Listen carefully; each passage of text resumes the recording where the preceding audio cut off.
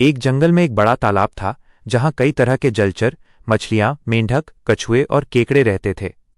उसी तालाब के पास एक बूढ़ा बगुला भी रहता था।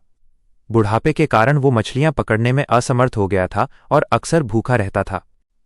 मेहनत से बचने के लिए उसने एक धूर्त योजना बनाई। वो तालाब के किनारे उदास होकर बैठ गया और रोने लगा।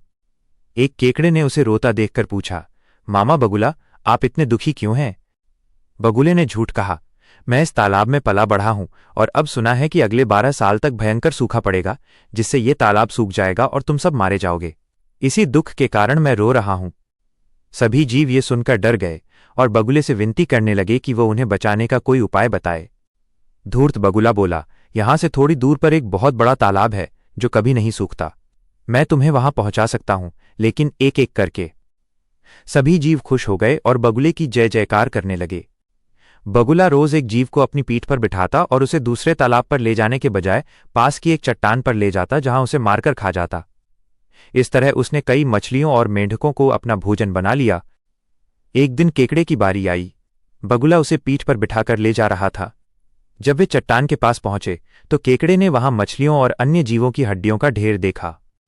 केकड़ा तुरंत समझ गया कि बगुला उन्हें धोखा दे रहा है और मारकर खा रहा है। अपनी जान बचाने के लिए चतुर केकड़े ने जरा भी देर न की।